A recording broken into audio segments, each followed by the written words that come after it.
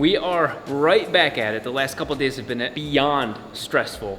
There you go. The largest, the widest oil pan ever created for a 4-rotor. I've got my little diaper tabs on each end, 1/2 inch thick bolt holes. This is the motor mount and oil pan for my all-wheel drive RX-7. First of all, it is one massive piece of 6061 aluminum. It's all one piece. Built to Apex cut this out of a expensive piece of billet aluminum. Not only is it pretty, but it is extremely functional. I sound like a Price is Right reporter here telling you what you've won. We got fins on here to help with dissipating some of the heat. You know, if you've got air flowing underneath there, might as well use more surface area to advantage. It is heavy, but that's partially because it is the motor mount integrated into this. So my goal with this whole car was to be able to take the drivetrain out from the bottom. And these tabs would do better if you had the engine sit on top of, you know, a cradle or a subframe, but we're actually gonna do something a little bit crazier.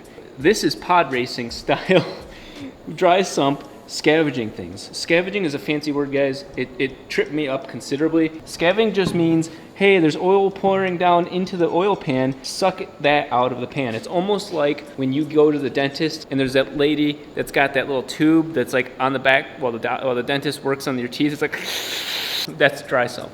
It's still wet. There's still liquid in here, but it is being vacuumed out of the pan as much as possible. There's a massive benefit to that for piston owners. Rotaries, not as much. Piston owners, they benefit from the fact that the crankcase ventilation and crankcase pressure makes the piston happier if there's a vacuum inside. That's no relevancy to rotaries. Let me show you what we're actually bolting this up to.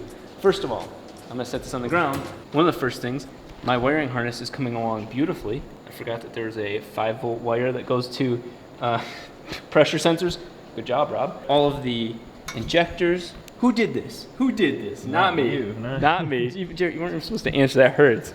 I'll remember that. Our friendship's in jeopardy right now. Look at that. You can tell, oh, which injector is this? 7, 8. Could I improve it? Yeah. Oh, absolutely. But that's light years ahead of the mess that I had before. And you can see even to this end, here's the M6000, and look at that. That little service loop. I still have it zip tied, just out of habit. That's there. I've got these Deutsch connectors. This one goes to the rest of the body. You know, there's like CAN bus, power lines for the ECU and the injectors. They're actually one, but I wanted to have 2 wires going to the same thing. RPM signal, all that sort of crap. These are all of the ignition lines. That goes onto the ignition harness, which is separate. But look at that. Check this out. Ooh, what is it? For people in the state of Michigan and California, this is not a grinder for your weed. You guys need to relax. It's not an extractor for your CBD. It's neither of those guys. It is a oil dry sump tank. Oil comes from that pump and gets shot into this, and it does a little whirly whirl spin around the outside of the edge to try and get some of the air out of the system, because obviously there's air being introduced now. Gravity, which has so far in my life applied 100% of the time, pulls the oil to the bottom. There would still be tons of air in there. There are a couple solutions to that. It's gonna do is spin around the outside, and then it collects onto this piece right here. You've got a couple baffles here. You've got some crazy baffling here. And again, it's the goal is to get the oil to kind of congeal. That's not the right word, but you guys know I don't use the right words always. Congeal? Yeah, congeal like blood. It congeals. This is the blood of the car. And then, oh, more baffles. That's literally no, it's a Yeah. No, this is definitely a plutonium core. Wait, I have to be like this. It gets really boring after that. It's just a tank. So what's important is this is 2.5 gallons. The feed line to the pump is down here. The idea being that that's the most solid form of the oil with the least amount of air in it. For some reason, dry sump to me has always been like a over-the-top, super complicated, I don't know what scavenge means. There it is. Simple concept. This thing does index. Like you can spin it around. Like, you know, if you want it here, it does allow you to do that. You fill it up to this point, start the car, let it go into the oil coolers, which our oil coolers for that car aren't here yet. Those are each a quart. This is at 2.5 gallons. That gives us 3 gallons, 15, 14. 3 gallons times 4 is 12. At least 12 quarts of oil on this car. This is a breather. So we'll have some sort of like little baby tank that's just like a filter and breathing out the atmosphere. We'll show you roughly where it's gonna go, because here's the plan of the oil system. Most dry sumps are really tall like this. It's gonna have to go up and, with the chassis in mind, up and behind the tire like this. The firewall's here where the pedals are gonna be, so it's gotta be somewhere right here. There's a lot of stock former RX-7 stuff that we can cut out. It will be cut out, it just has to. It gets it further away from the rest of the heat, because remember, the oil that comes off of the engine is just going straight into this tank. I take that back. We have a really cool filter coming in place. It's a see-through filter. And so you'll be able to see, as I shred the internals of the engine, it protects this from getting the biggest amount of shrapnel and can handle the sheer volume of a dry sump system. All of that's awesome and all, but it's deep, low into this car. That's just a pain in the ass to work on. So your boy Rob Dahm decided to make his life more complicated by making it less complicated. The whole reason we've been waiting for the oil pan is to build an engine mount. Like I said before, we are hauling ass on starting that engine outside of the car.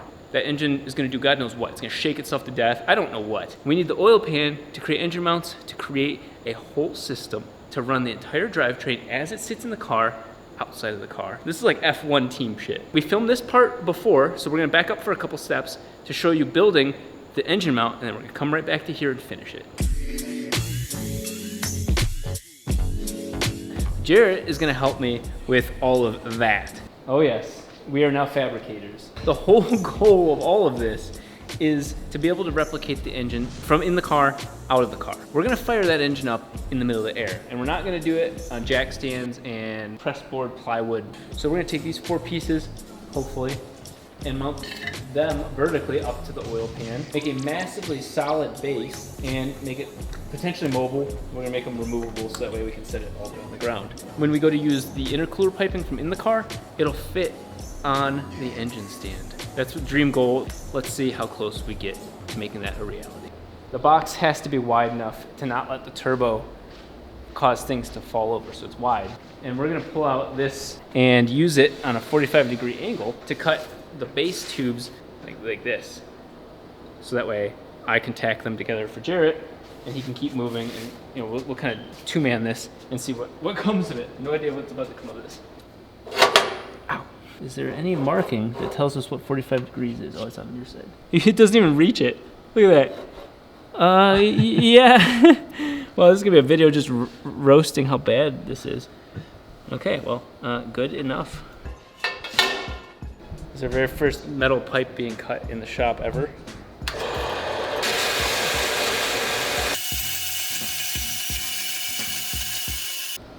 That was easy enough. It was not easy at all.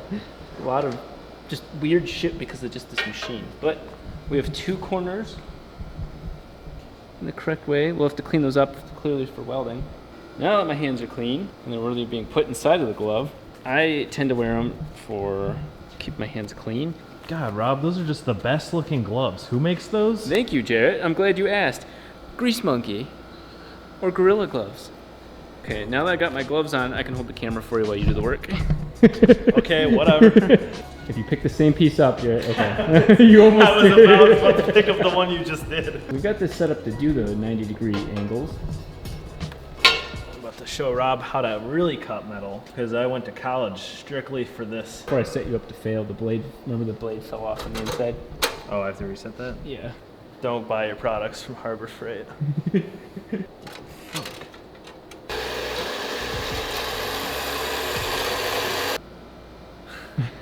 Yeah, both ends. Both ends right there. That's the short side. We're gonna get those prepped for welding. We're gonna tack that on to one of the longer ones. So let's clean it off with some acetone and brush it down.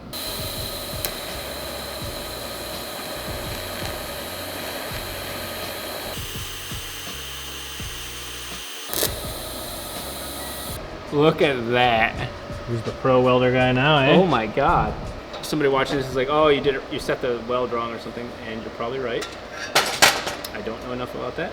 Well, we did one pass with just actually tack welding the 2 pieces, and it worked great with pulsing. This is a second pass with, I used mild steel filler, and it doesn't look right. There's some weird chemicals in it, but that's a pretty strong weld. And It looks pretty solid, dude, honestly. yeah, I have to say that's not good. What is that? It's not going anywhere. Damn it. Yeah, I can't help it. I can't help it. All right, so I just got done welding everything by myself. You played me at All my of own damn game. I quit. I quit. Were you gonna do that? Were you about to do that? No. Just that, you know, you do good camera work, but that's about it. Look at this, guys. I made this all by myself. You can't say that, right? No, edit the video, Jarrett. Edit your part out. Okay. So we do have some cleanup work to do. This was our tough angle because we had all the other 4 pieces come together, and Jarrett doesn't know basic geometry. God damn it. No, actually, it came in pretty solid for our first time making a square bed. High energy, Rob. This is very high energy. I'm very excited that we actually have an engine stand. It looks more like something out of Hellraiser. Impale yourself with spikes, like uppercut somebody from the roof and you fall onto this thing. This is kind of terrifying, but with the tabs that Jarrett's made, it turned out really well. And with these all here, the oil pan's gonna sit on this nice cradle. It's gonna look sick. So I'm attacking the last 2 welds on each of this piece. There's tons more to finish up, but you can see you'll be able to see it from this angle, but my welding is improving considerably. Things are looking up. This is gonna have an engine, an oil pan, all that on here tonight. There were 4 of these sitting tack welded onto these spots. But Rob knocked the last one off. But somebody didn't understand what the word tack weld Rob meant. thought he could put his full weight on it and not break it. Did Rob really think that? Rob thought that. I tacked these. I was given the dimensions by Notter. I had Jarrett cut these holes. I did all the other plates, but Jarrett actually did a pretty bang up job on these. Given them dimensions, I am pretty close, but I wanted to have them hole centric, ready to go, and then finish the welding. So we needed the oil pan to finish this. Let's both back up and take a look at what we're doing. That's the engine right there, centered. We can both work on it. When Jarrett's not looking, I can unzip my pants and put my penis in it, take advantage of each rotor. This pole right here, this back piece, is directly in line with the ear on the transmission. So I can actually take the transmission and scoop, it pops in and bolts into the holes here. Engine sits on top of this, transmission bolts on the back of this. All-wheel drive shit's going on inside the car. Radiator, intercooler, and oil coolers are all in line right here. So everything we use on that car can be used on this stand. It was relatively cheap. As you see, I welded it, so it's not gonna run as well as that car. This little go-kart would be kind of sick though to put wheels on. It's our own tube chassis. But if we're diagnosing issues, testing air shifting, trying to make sure wheel speed sensors, like with the transmission gear speed, you can all do it here like a lab. I'm feeling so enabled, simply enabled, that we're gonna take the engine stand in later time.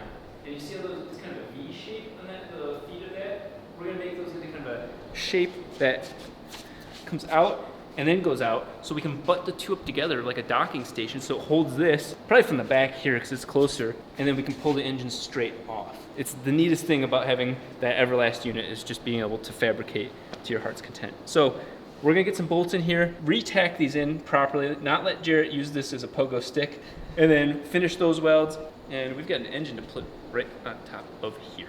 Look at that, Jarrett. Can you explain that? They're not big enough. Hey, you gave me the drill bit. Who gave me? Who gave me You the screwed drill up. You screwed up. What bit did I give you? bit? You gave me some bit. Okay, ladies and gentlemen, this is a exercise in critical thinking.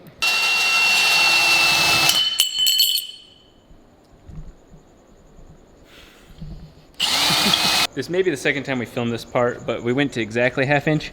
Wasn't a good idea. So we went to 9/16. We'll kind of line it up.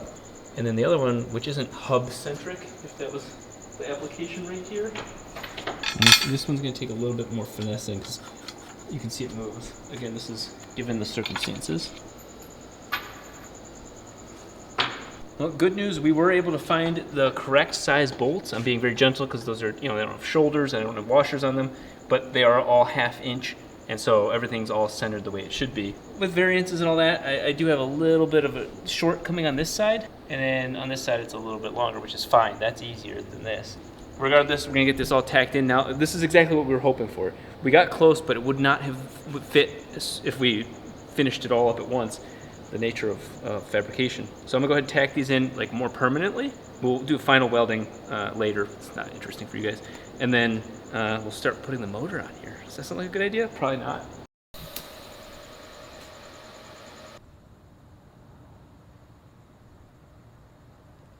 This one's gonna take a little bit to cool down. It's like the elephant foot on Chernobyl, but I was able to bridge that gap, burning the metal a little bit, but that's okay. This is not the end goal. We have an oil pan, straight, square, flat, level, all of the above. I'll end up off camera welding the rest of these, adding a little bit of a support brace in between the bolts, because I'm gonna cut these corners off right here. So make a little triangle, and the triangle's gonna go underneath there. That was the goal. The chassis itself doesn't fail on me. Right? Oh my God, Rob. Why you gotta do this? Because there's a 300-pound engine that's gonna go on here. And that costs more than my entire life. Right, so what we'll do is we'll both do the same thing. You jump over there, both put our knees up on it, on the plate. This is gonna break and it's gonna spear me. You know what's funny? I can feel the whole chassis flexing, but not this. For that 48 to 51% of you that finish the entire video, it's actually higher than that. Some people click on and go off. We're gonna go ahead and put the engine on here to show you the core of what we've been doing this whole time.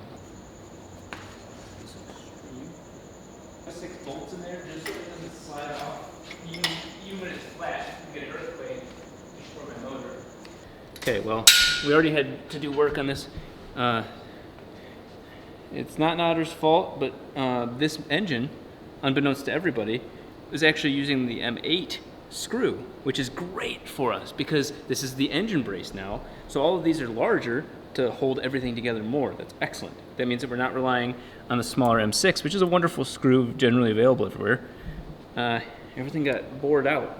So that's why that first one fell out. The holes in the oil pan are meant for the proper standard oil pan. These will not fit. So what I'm gonna do in the meantime is actually go reverse and throw these into here to prevent the engine from sliding around.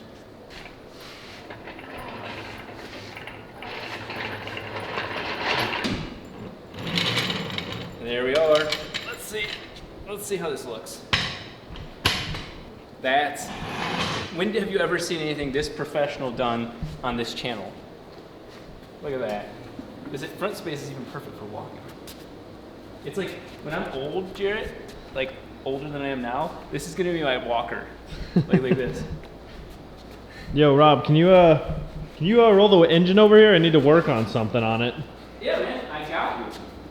Without the engine potentially being damaged, oh man, I can hit anything I want. Thanks, man. I'm gonna wrench on it. Yeah, go ahead. Okay, guys, there you go. We've got our challenges, but we're not going to build the rest of this on here. So thankfully, this was our payoff. We're here. We're going to have to redo the holes on the engine pan. This is all custom stuff. We'll do that very soon. But we have got intercooler, oil coolers, radiator, piping. Throttle body has to be cut off of that and put a new one on. I have to do that. Everything.